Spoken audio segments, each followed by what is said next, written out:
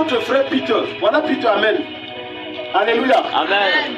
Peter, supposons qu'il est vigile dans une banque. Il touche dans les poids 35, 40 000. On prend un exemple. Et il a une famille, il a 2 enfants. Et ils se battent à vivre comme ils peuvent vivre, payer les factures, c'est dur jusqu'à s'endetter. Mais tellement ce gars est fidèle à Dieu et marche d'une façon intègre. Et ne se compromet pas. Dieu lui fait perdre son travail. Sa femme dit que, oh, on va vivre comment, ça va se passer comment? Oh, maintenant, voyez, je vais rentrer chez mes parents. Ça, c'est l'attitude des femmes qui ne sont pas matures.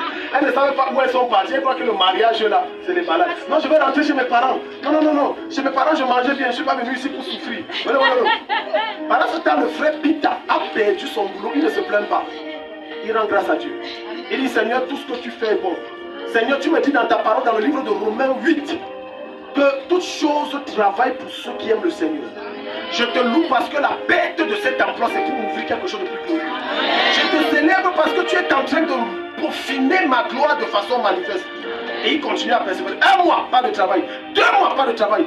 Mais Dieu, voyant que le salaire de Peter n'arrivait même pas à résoudre les problèmes de sa famille. Oh, dans le plan de Dieu, Peter doit sortir toute sa famille et sa belle famille de la pauvreté. Dieu l'a fait perdre ce travail. Maintenant, curieusement, on ne sait pas ce qui s'est passé. Décret présidentiel, mystiquement mystique. Dieu est l'être le plus mystique de la terre, de tout l'univers. Son nom sort. Directeur général de la SNH, Société nationale d'hydrocarbures. Voilà que la vie de tout le village. Je déclare que c'est ta portion.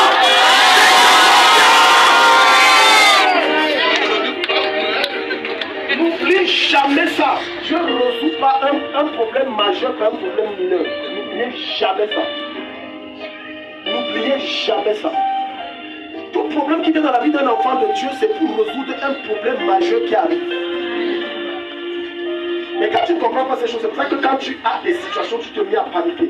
C'est pour ça que Jésus a dit ne t'inquiète de rien. Oh non, Junior, relis ça. Il dit ne vous inquiétez de rien. Dans rien, qu'est-ce qui manque? Alléluia. Oh vraiment, mon entreprise est tombée, je n'ai plus rien. Oh, Dieu voit que tu ne...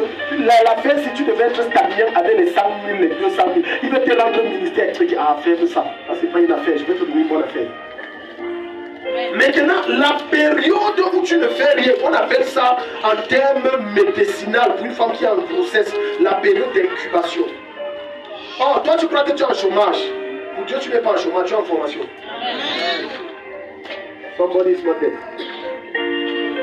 Beaucoup de gens pensent que non, parce que je souffre. Ta souffrance là, c'est la formation.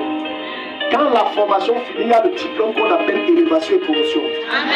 Et certains d'entre vous, c'est leur année de promotion et d'élévation. L'ange va venir te remettre sa part où tu vas prendre et dire que Seigneur, merci. Tu vois, il y a quelqu'un qui a tellement pleuré pour les problèmes. Maintenant, quand il pleure, on sait que quand lui témoigne avec les larmes, il dit que ouais, maman Cathy s'y va encore raconter. Toi, non, qu'est-ce que le diable Mais cette fois-ci, quand maman Cathy arrive, elle pleure. On ne peut même plus écouter. On dit, oh, coupons. On sait déjà ce qu'elle va dire. Elle dit, non, attendez, pasteur. On dit, non, on sait. Maman, Satan a encore fait. Avant qu'elle te dise que, en vérité, papa, ma nationalité a changé, ma situation financière a changé. Donc je pleure, ce n'est plus la douleur, c'est les larmes d'abondance et de joie. Reçois cette visitation!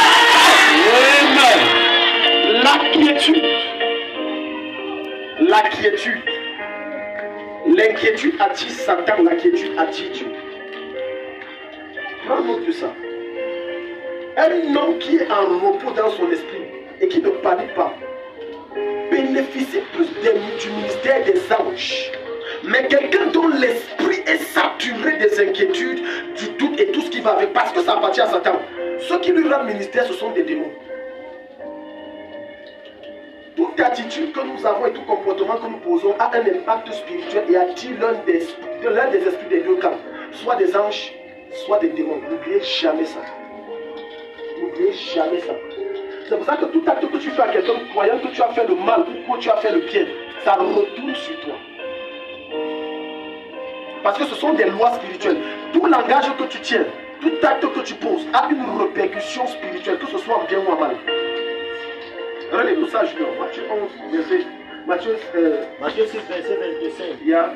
C'est pourquoi je vous dis, Ne vous inquiétez pas pour votre vie. De ce que vous mangerez, ni pour votre... Si mon père, verset 26, il va dire, si mon père qui est dans les cieux nourrit les... Tu vas toucher la combien plus forte raison, va-t-il prendre soin de ceux. Alléluia. Alléluia. Amen. Ne t'inquiète plus que ça s'arrête ce matin. Amen. Amen. Mange, bois la sauce, prends le poids d'or. Dis ça à ton voisin, 3 étapes, petit voisin, 3 étapes. Mange. Couche-toi et dors. Car Jésus gère le reste. Alléluia. Quelqu'un réfléchit jusqu'à... Les nez ont tellement tendu que lui porte les paires de lunettes optiques que même le médecin est dépassé. Regarde quel esclavage dans lequel tu te mets lorsque tu es inquiet. Tu as plus à perdre quand tu es inquiet qu'à gagner. Tu perds plus, sinon tu perds.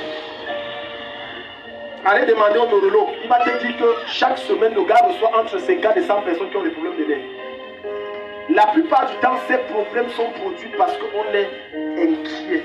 Le cœur ne supporte pas. Certains ont des palpitations parce qu'ils sont inquiets. Le cœur ne supporte pas. Mon frère ne meurt pas vite. Amen. Il va faire quoi? Et on va dire quoi?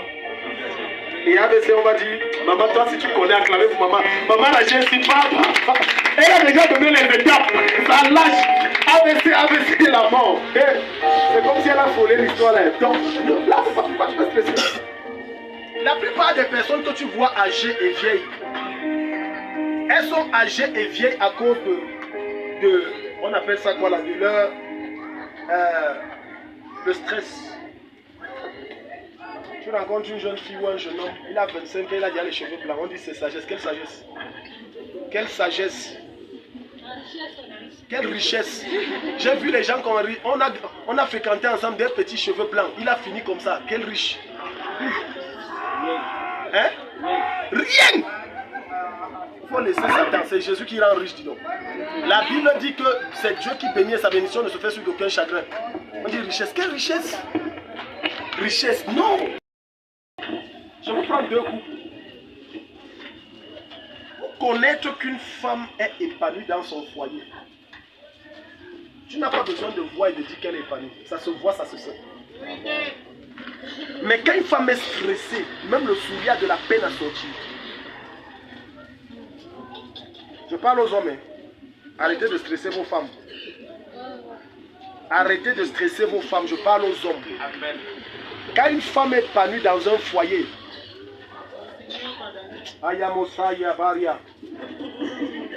la mère là vient toujours, elle est toujours bien là, bien habillée, bien sapée. Hey, quand on danse à ça, go, oui, elle danse aussi. Alléluia. Hey. Allez. Mais l'autre là, quand elle est stressée, alléluia.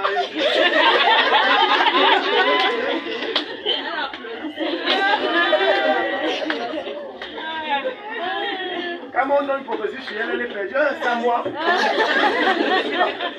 On disait quoi? Stress. Amen. C'est juste ça. Quand une femme casse les pieds à un homme dans le foyer, Seigneur! Et il rentre à quelle heure? Quand il rentre, même il reste dehors, il guette. Est-ce qu'il dort? Il se rassure. S'ils sont éveillés, il reste dehors jusqu'à il dort. Il entre comme ça, il dit que pardon, je ne veux pas que ma tête chauffe. Pardon.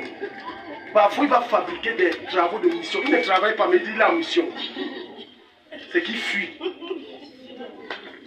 Je déclare que ton couple se restaure au nom de Jésus. Ton repos revient dans ton foyer au nom de Jésus. Dieu n'a pas créé le mariage pour le stress. Dieu a créé le mariage pour qu'on soit dans le repos. Dans l'épanouissement. Alléluia. Il y a des femmes que dès qu'on parle le nom de son mari, on dirait c'est un démon qui a entendu le nom de Jésus. C'est parce que c'est comme ça que les démons font. Parce que le gars traumatisé n'est pas le moins, il a tourmenté. Tu sais, quand on dit un démon tourmenté l'être humain, il a tourmenté, la dame là ne se retrouve pas. C'est-à-dire quand elle entend son nom, les palpitations, allongez-moi, allongez-moi, le cœur veut s'arrêter. Ça c'est la voix de l'homme là. J'ai vu les foyers, maman, j'ai vu les foyers. Quand la mère a pu divorcer, elle a dit que je ne veux plus revenir, pardon. It's finished. Thank you Jesus for deliverance. Thank you. Voilà le témoignage. Maintenant, les gens viennent témoigner que je veux me marier. Quelqu'un vient témoigner, Seigneur, merci pour la délivrance, je divorce. Parce qu'il y a des mariages que c'est l'enfer sur toi. Au lieu de rester, tu risques de perdre ta tête, fuis pour sauver ta vie. Je suis sérieux, au lieu de rester, fuis, tu sauves ta vie. Fuis, tu sauves ta vie. Alléluia. Toutes les jeunes et les jeunes filles et jeunes garçons, vous aurez des bons mariages au nom de Jésus. Amen. Bon mariage au nom de Jésus. Amen. Gloire à Jésus. Si tu sauves ta vie, ne reste pas. Je vais rester marié. Je suis marié. Il y a un chant chrétien là. Je suis marié. Je suis marié. Je vais rester marié. D'autres restent mariés, soufflent là. C'est parce qu'on va dire quoi? Avant que tu ne te rendes compte qu'il fallait fuir, c'est ton cadavre qui va te taper. Te dire, si tu m'avais laissé partir. Alléluia. Amen. Alléluia. Amen. Le repos, c'est ta portion cette année. Amen. Dis à ton voisin, c'est mon année de repos. C'est mon année de repos. Dans mes combats, j'ai la victoire. Dans mes combats, j'ai la victoire. Dis-le encore avec foi. C'est mon année de repos. Dans mes combats, j'ai la victoire. Encore. C'est mon année de repos. Dans mes combats, j'ai la victoire. Alléluia. Amen. Tu auras toujours la victoire. Amen. Gloire à Jésus. Amen. Troisième chose, vêtement d'abondance. Oh, Shala. Je sens que quelqu'un va aimer ça. Tu vas aimer. Matthieu 27, verset 28. Matthieu 27. Regarde. Il y a vêtements et vêtements. Il y a grâce et grâce. Alléluia. De la même façon qu'il y a la pauvreté, c'est par dimension, n'est-ce pas? Non, faux. La richesse aussi, c'est par dimension. Il y a des gens que tu arrives chez eux là. Tu dis que moi je suis pauvre, mais ça passe hier. Moi je suis plus riche. Non, faux. Beaucoup ici vous avez dit ça dans vos cœurs. Tu dis que moi il souffre, mais ta passe. Dans ton cœur, tu ne dis pas ça. Mais dans ton cœur, tu dis que la passe. Mieux encore. Pour moi là, pour moi encore ça passe. Même dans la richesse, c'est comme ça. Il y a des personnes riches. Mais il y a des gens super riches que quand ils tombent devant plus riches, ils trouvent que lui il est pauvre. C'est ça. Mais tout ça, ça tire son essence du règne de l'esprit. C'est pour ça que je vous parle que les vêtements dont je parle ne sont pas d'ordre physique, c'est spirituel. Alléluia. Quand tu portes le vêtement d'abondance, deux phénomènes se produisent dans ta vie. Écoute-moi très bien. Première chose, tu as cette facilité à donner. Regardez, quelqu'un qui donne beaucoup, lui-même sans se rendre compte, il a un vêtement d'abondance. C'est déjà des signes prémonitoires qu'il a appelé être riche. Mais quelqu'un qui cache, il cache, il passe son temps à cacher. Ça c'est quelqu'un qui a appelé, que même si on lui donne les billets, il a appelé être pauvre. Gloire à Jésus. Il y a des gens tellement chiches que même pour leur propre bien physique, ils ne se font pas du bien. Ils cotisent, tu ne sais pas ce qu'ils cotisent. Alléluia. Amen. Les gens sont calmes parce que je vois que les regards se baladent. C'est l'autre, c'est l'autre. Ce n'est pas l'autre, c'est toi. Amen. Non, j'ai ma caisse. Ma caisse, vous faites quoi? Je vais acheter le vélo. Le montant du vélo est dépassé depuis. Et vous faites quoi ici? C'est ton problème. Parfois, fais-toi plaisir. Amen. Alléluia. Amen. Le vêtement d'abondance attire naturellement la deuxième chose qu'on appelle la bénédiction matérielle et financière. Ça veut dire qu'automatiquement, pour rien, les gens viennent te donner. Les gens viennent t'offrir. Et quand tu es commerçant, on vient, tu n'as pas de pratique, on va dire que tu es en train. Maintenant, les secteurs, quand ils vont voir que ton affaire prospère, bref, les secteurs qui sont dans le même domaine que toi, ils vont vouloir que tu entres dans le même cercle. Et je suis en train de parler à quelqu'un. Quand ton affaire va prendre une certaine dimension, ils vont t'approcher et te dire que bon, nous on a remarqué que tu prospères, donc on a notre réunion là, des gens qui vendent les œufs. Réunion là, tu n'as pas compris réunion là. Tu as compris réunion comme Djangui, c'est pas Djangui. Si oui, Djangui des êtres humains, c'est le Djangui des êtres humains. Parce qu'on a vu que mais le gars s'il prospère, il prospère déjà trop. Maintenant, quand tu refuses, tu subis ce qu'on appelle les attaques. Certains d'entre vous, vos affaires sont tombées parce qu'on est venu te proposer ça. Toi, tu ne savais même pas que c'était ça. On n'a pas forcément utilisé le mot réunion. On a dit non, on se rassemble souvent au bar là, ou on se rassemble souvent. Quand j'ai dit que ça ne m'intéresse pas, on a fait tomber. Les gars, tac. Donc ce vêtement d'abondance fait que seulement les bonnes choses t'arrivent. C'est ce que le monde appelle la chance. Or, la chance n'existe pas. La grâce. C'est la grâce. C'est la grâce. Un enfant de Dieu n'utilise plus le mot chance. Un enfant de Dieu parle de grâce. Parce que tout est grâce. C'est écrit dans ta Bible noir sur blanc. Quand je dis tu as la chance, c'est pas de chance. Tu as la grâce. Allons-y. Matthieu 27, verset 28. Matthieu 27, 28. Ils lui ôtèrent ses vêtements et le couvrirent d'un manteau écarlate. D'un manteau écarlate. Vous savez ce que c'est qu'un manteau écarlate? Vas-y, la montrer. Ils tressèrent une couronne d'épines qu'ils posèrent sur sa tête et ils lui mirent un roseau dans la main droite.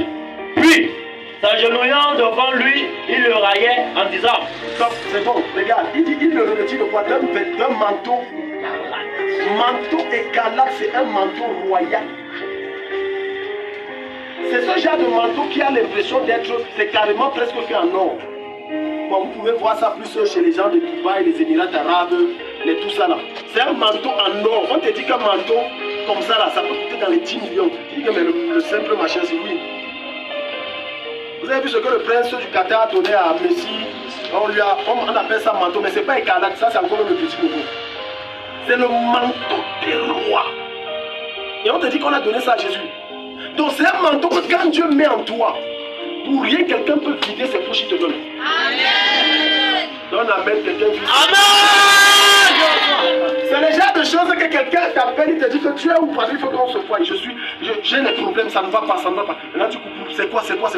Dis que tu me persécutes dans les réponses. Prends. Amen. Persécuté dans les rêves qui parle là, c'est l'ange de Dieu qui a pris ta forme, qui est parti, lui dit donne-moi l'argent, sinon tu meurs, donne l'argent. Tous ceux qui doivent te bénir, je les persécute, qui te bénissent au nom de Jésus. Je les persécute, qui te bénissent cette année. C'est moi, cette semaine. Vêtements d'abondance. Ouvre Proverbe chapitre 11, le verset 24. Quand tu as ce vêtement, quand tu t'assois pour rien, quelqu'un est excité à te donner. Pour rien. Regarde comme s'il veut seulement te donner. Je fais le distinguo entre ça et les porte-monnaie magiques. Fais attention, pas la même chose. Le porte-monnaie magique, je vous ai dit, Satan n'a rien créé. Satan a tout imité chez Dieu. Le porte-monnaie magique a les mêmes effets et c'est un soi-disant pasteur utilise ça. Oui.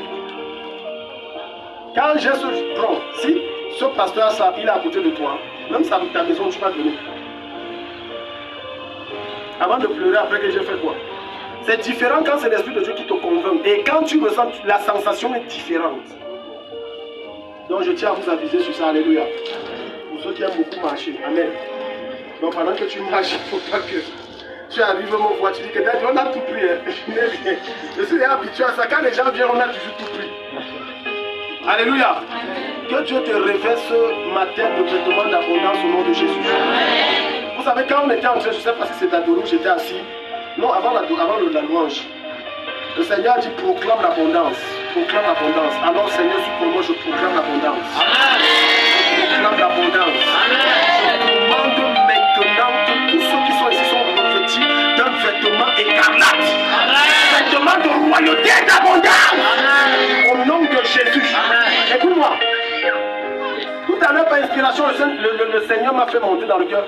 Ce qu'on va vous donner ce matin, c'est au-delà de ce que tu vas manger. Le Seigneur me disait, c'est une sémence. Donc tous ceux qui vont prendre ça là, il n'y aura pas de manque dans ta maison là-dessus. Il n'y aura pas quoi?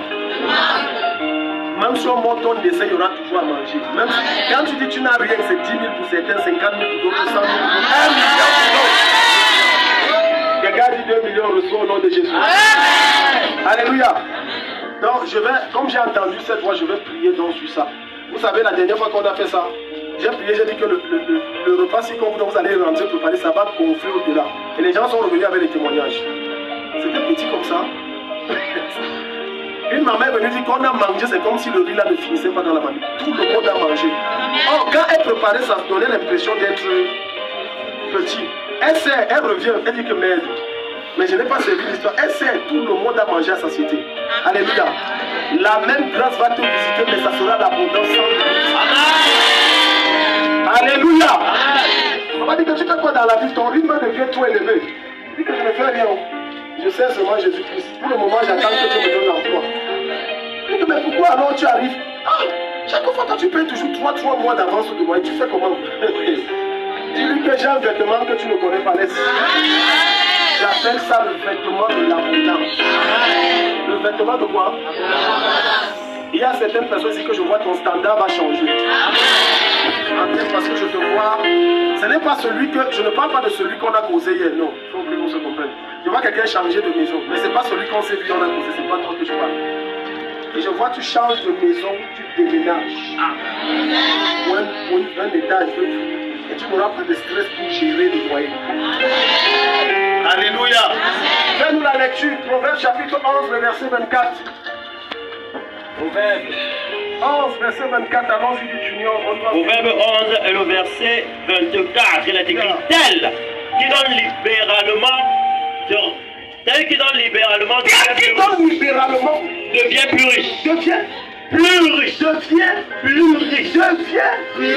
Quand ton cœur est attaché à l'argent, l'argent va te fuir. Même des chanteurs mondains, quand j'étais petit chanteur, l'argent m'appelle l'argent. Ce n'est pas quand tu gardes. Il dit celui qui donne libéralement devient plus riche. Tu n'as pas besoin d'être chrétien pour que ça s'accomplisse. C'est une loi. Même si tu es sectaire, ça va marcher. C'est pourquoi les gens qui donnent le plus sont les satanistes. Rotary Club, Lions Club, ils font les dons jusqu'à. Les vrais satanistes. Alléluia. Amen. Et c'est ce que je suis en train de... Je vous ai expliqué le principe. Quand je te donne, je prends quelque chose en toi. Et c'est ça qui m'enrichit. C'est une loi que je vous ai expliquée. Gloire à Jésus. Amen. Je vous ai expliqué cette loi. Mais quand chaque fois tu gardes, il dit tel don libéralement devient davantage plus riche. Maintenant, regarde la deuxième partie. Et elle qui épargne à l'excès. Tel qui épargne à l'excès. Qui épargne à l'excès. Ça veut dire que Dieu ne veut pas que tu n'épargnes pas, épargne. Mais quand tu atteins le niveau de l'excès, l'excès ça veut dire même toi-même tu ne prends plus soin de toi. Tu es ici. Alléluia. Amen. Tu vois une femme avec la même coiffure, ça fait 12 ans. Mais chaque fois quand tu entres dans son lieu de travail, elle prend toujours les 10 minutes. Tu te demandes que, mais non, habille-toi quand même bien, non? Elle dit que ton problème des gens, c'est quoi? Derrière l'âge, il y a un esprit. Alléluia. Amen. Derrière l'âge, il y a quoi? Il y a un esprit. Il y a certains montants ici que certaines personnes, quand tu as ça, ça ne reste jamais. Un esprit derrière l'argent. Ma femme m'a tiré mon attention et me disait que regarde, les pièces là, essaie de cotiser à un niveau, tu vas toujours utiliser ça. Quelqu'un dit essayé. Comme les pièces sont rares, cotise. Non, moi je ne touche pas les pièces. Ça va, veux ou veux pas. Il y a un esprit. L'argent n'est pas appelé à être contenu. L'argent est appelé à circuler. Tu es ici. Celui qui n'a pas la main facile à donner ne recevra pas aussi facilement. Donc le vêtement d'abondance t'amène à être libéral à l'extrême. Amen. Celui qui a l'habitude de chaque jour dire je n'ai pas, tu n'auras pas. Ça je te dis vrai, tu n'auras vraiment pas. Il y a un langage qu'il faut éviter, le genre je n'ai pas. Non, dis on va voir, dis je suis juste. Amen. Mais ne dis pas je n'ai. C'est le langage des losers, des pédants, c'est le langage de l'enfer.